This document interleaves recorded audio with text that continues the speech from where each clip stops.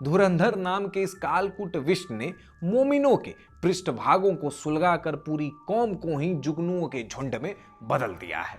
दिन रात जिहादियों के हथियार से चरम सुख लेने वाली आरफा के अनुसार यह फिल्म एक लीथन और खतरनाक हथियार है जिसने पूरे देश में एक भयानक कल्चर पैदा कर दिया है। अचानक आरफा के भीतर का मुसलमान जाग उठा और उसके ईमान पर करारे तमाचे मारते हुए बोला कि ये क्या बक रही हो जाने में। धुरंधर फिल्म में बेहतरीन एक्टर्स को लेकर एक्टिंग इस तरह से कराई गई है।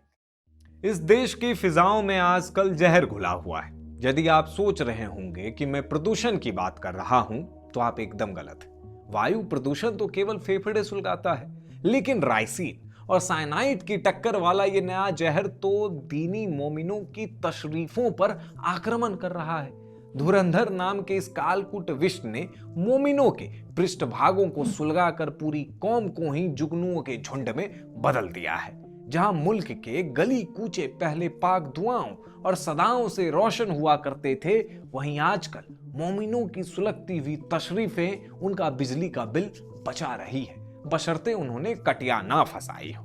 ब्रह्मांड की सबसे महान फिल्म अभिनेत्री, डायरेक्टर और प्रोड्यूसर आरफा जानम के अनुसार धुरंधर फिल्म काफिरों की वो दहकती हुई मशाल है जिसने मोमिनों के केश विशेष को झुलसाकर ब्राउन कर दिया है।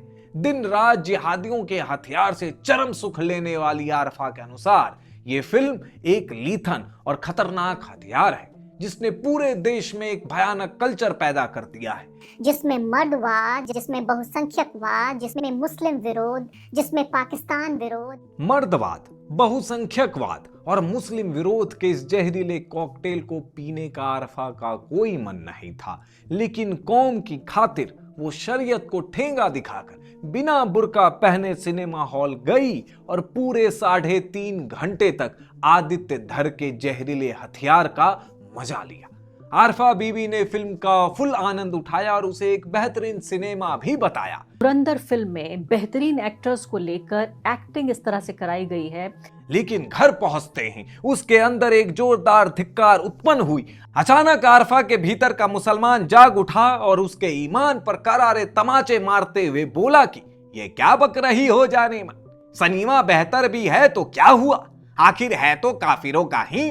हमारे अब्बू के मुल्क पाकिस्तान के बारे में बुरा बोलना, सुनना या देखना अव्वल दर्जे का कुफ्र है। दीने बवासीर की 7वीं जिल्द में पाकिस्तान की बुराई को हिंदुस्तान के मोमिनों के लिए हराम फरमाया गया है।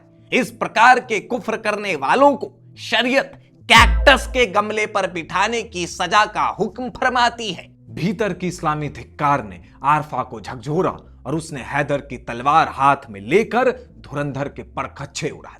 और एक ऐसी सोसाइटी जो भारत के मुसलमानों से, ईसाइयों से, कांग्रेस पार्टी से, जेएनयू से, एएमयू से नफरत करती है। इस फिल्म के मर्दवाद को उसने दीन के स्थान विशेष के दर्दवाद से जोड़ दिया, क्योंकि इसकी शुरुआत ही एक ऐसे सीन से होती है जो मोमिनों को मदरसे के दर्द भरे दिन याद दिला देते हैं। हमजा की सलवार में हाथ डालकर कस्तूरी सूंघता हुआ वो मीठा मुसलमान उन्हें मदरसे की मौलवी की तरह नजर आने लगता है और उनकी तशरीफों का दर्द ताजा हो जाता है। अरफा भले ही मदरसा नहीं गई हो, लेकिन मोमिनों के अंदर के इस कस्तूरी ढूंढने वाले रोग से वो अच्छी तरह से वाकिफ है, तभी तो उसने इस फिल्म को मर्दवाद कहा है। महान फिल्मकार आरफा जानम ने अब ठान लिया कि वो धुरंधर को टक्कर देती हुई एक नई फिल्म बनाएगी जिसका नाम होगा भगंदर। इस फिल्म की पटकथा दीने बवासीर की 7वीं जिल्द और हवसे बुखार की 8वीं जिल्द पर आधारित होगी। इस फिल्म की स्क्रिप्ट भी आरफा ने लिखी है और जिसका कुछ हिस्सा लीक हो गया है।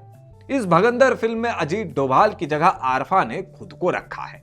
तानाशाही मोदी सरकार से त्रस्त आरफा जानम रॉ को टक्कर देने के लिए खुद की एक खुफिया एजेंसी खोलती है और खजूरी खास के चिकना कल्लन को उसके असली मुल्क पाकिस्तान में एक मिशन पर भेजती है। चिकना कल्लन जब लियारी पहुंचता है तो उसे वही कस्तूरी सूंघने वाला मीठा मुसलमान मिलता है जो हमजा को मिला था। चिकना कल्लन प्यार से उस मीठे के पास जाता है और मौजहब को मजबूत कर देता है।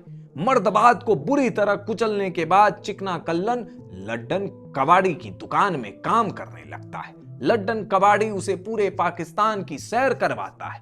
पाकिस्तान में चिकना कल्लन को एक भी आदमी ऐसा नहीं मिलता है जो हिंदुस्तान की बुराई करने को तैयार हो। जिहादी लोग भी अल्लाहू अकबर की जगह वंदे मातरम बोलकर उसका स्वागत करते हैं। फिर चिकना कल्लन आईएसआई के दफ्तर पहुंचता है तो वहां भंडारे चल रहे होते हैं और हजारों गरीबों का पेट भरा जाता है। आतंकवादी लोग जूते संभालने से लेकर बर्तन धोने और झाड़ू मारने में लगे होते हैं। रहमान डकैत करोड़ों के चेक काटकर दान दे रहा होता है। अचानक जब पाकिस्तानियों को पता चलता है कि चिकना एक हिंदुस्तानी जासूस है तो उसे लेकर सीधे प्रधानमंत्री आवास पहुंच जाते हैं। उसे देखकर पाकिस्तान का प्रधानमंत्री इतना खुश होता है कि उसे फूलों का गुलदस्ता भेंट करता है और उसे अपने स्पेशल जहाज से हिंदुस्तान वापस भेज देता है। आरफा के अनुसार यह भगंदर ही असली सिनेमा है और आदित्य धर नाम के इस काफिर को सिनेमा की कोई तमीज नहीं है। असली सिनेमा वो होता है जिसमें प्रधानमंत्री बॉर्डर खुलवा दे, जिसमें नायक के एक हाथ में तिरंगा तो दूसरे हाथ में हरा चांद तारे वाला पाकिस्तानी झंडा हो, जिसमें भगवा आतंकियों को जय श्री राम बोलकर फटता हुआ दिखाया गया हो। वो होता है असली सिनेमा। जिसमें भारत की फौज को अत्याचारी और कश्मीरी जिहादियों को क्रांतिकारी बताया गया हो, वो होता है असली सिनेमा। जिसमें पाकिस्तानी मुसलमानों के प्यार में पड़ती हुई भारत की हिंदू लड़कियों को दिखाया गया हो, वही तो कालजयी सिनेमा की पहचान है। हिंदू देवी देवताओं का मजाक बनाने वाली फिल्में सिनेमा है, लेकिन जिहादियों को अल्लाहू अकबर बोलकर फटते हुए दिखाना इस्लामोफोबिया है। लव जिहाद फैलाने वाली फिल्में कल्ट क्लासिक सिनेमा है, लेकिन एक हिंदू जासूस द्वारा मुस्लिम लड़की से प्रेम दिखाना इस्लामोफोबिया है।